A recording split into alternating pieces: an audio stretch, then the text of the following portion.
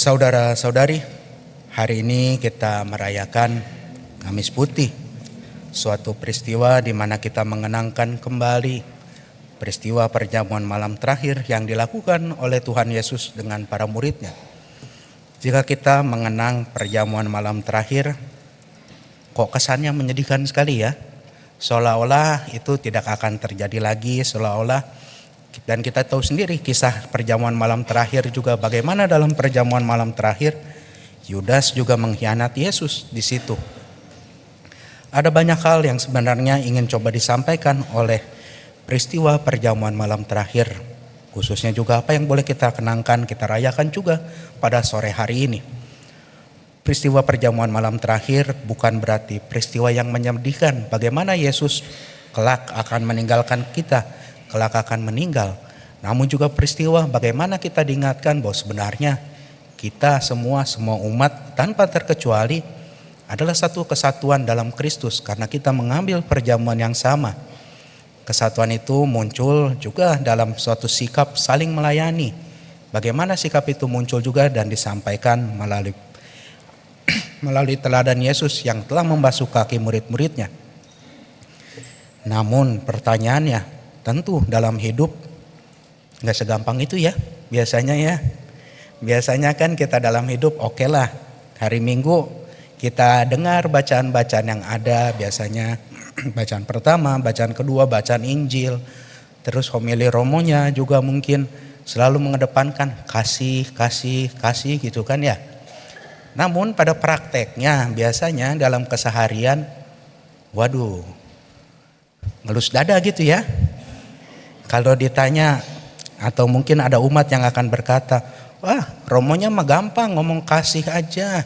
Kan cuman ngomong, oh Anda tidak tahu kami pun praktiknya setengah mati juga gitu ya. Sama susahnya gitu loh. Kadang pun ketika kesal ya sudah, kami pun kesal, kami pun manusia gitu. Namun melalui bacaan yang ada pada hari ini juga kita diingatkan, memang kita sebagai umat Kristiani dipanggil dalam suatu kesatuan dalam Kristus, dalam kasih. Namun tadi seperti ada yang dalam bacaan Injil, tidak semua kamu bersih. Pasti dalam diri kita juga ada diri kita menjadi pribadi yang baik seperti para murid yang tidak berkhianat. Namun di sisi yang sebaliknya juga pasti ada satu sisi di mana kita jatuh dalam dosa, jatuh dalam kegagalan hidup kita. Dan itu sesuatu yang wajar. Sama seperti apa yang dialami oleh selain Yudas, siapa murid yang juga jatuh dalam dosa pengkhianatan? Siapa? Hah? Petrus. Nah, benar Petrus. Cuman yang membedakan Yudas dengan Petrus itu apa?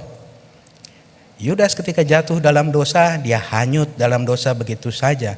Namun di sisi sebaliknya, Petrus kita tahu dalam peristiwa sengsara kita tahu Petrus itu, wah dia mengkhianati Yesus berapa kali ya? Ketika ditanya itu, mungkin kalau bisa dikatakan lebih banyak dari Yudas gitu kan? Ditanya berkali-kali dia selalu mengelak. Namun yang membedakan ialah ternyata Petrus masih kembali kepada Yesus. Dan itulah hidup beriman. Ketika hidup beriman itu bukan berarti kita tidak pernah jatuh dalam dosa. Hidup benar itu bukan berarti kita tidak pernah jatuh dalam kesalahan. Namun sebaliknya, hidup beriman dan hidup yang benar juga ketika kita jatuh dalam dosa, kita tidak berusaha hanyut di dalamnya. Namun sebaliknya, kita berusaha bangkit, berusaha untuk senantiasa kembali, membiarkan Tuhan senantiasa memberikan arahannya kepada hidup kita, seberat apapun itu. Tadi sore ketika saya lagi iseng, sebenarnya saya sudah menyiapkan homili buat sore ini dari pagi. Habis itu tadi sore ketika saya lihat-lihat IG, ada suatu kisah yang menarik. Terus saya bilang dalam diri saya, kayaknya homili pagi tadi yang saya buat itu terlalu ngawur. Jadi saya buatlah pakai yang sore ini.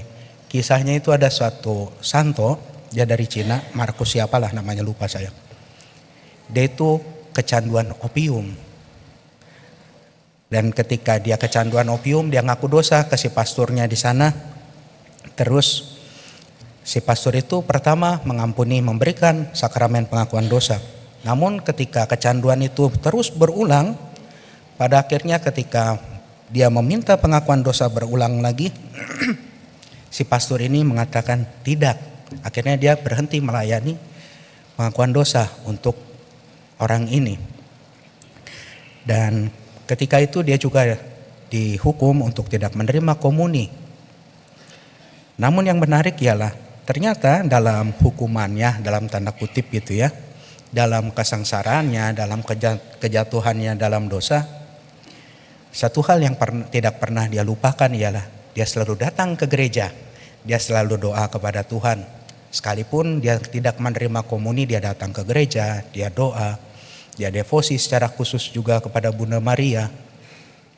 Hingga pada saat ada pemberontakan di negaranya, dia ditangkap sebagai orang Kristiani, lalu karena ada pemberontakan juga dan orang-orang Kristiani di sana ditangkap, dia satu keluarga ditangkap karena mengikuti Kristus, dan pada akhirnya dia dihukum mati di sana.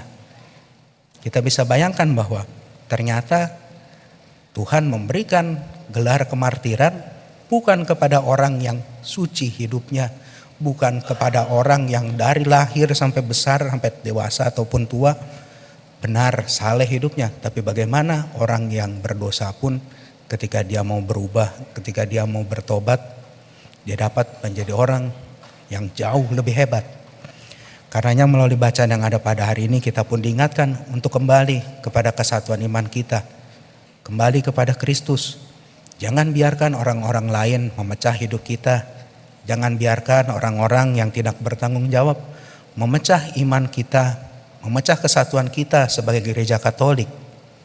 Jangan sampai kita jatuh pula ke dalam dosa yang diakibatkan oleh orang-orang tidak bertanggung jawab itu, ataupun dosa kita sendiri. Namun sebaliknya kita diajak untuk senantiasa kembali dan mengikuti Yesus dalam hidup kita. Tuhan memberkati.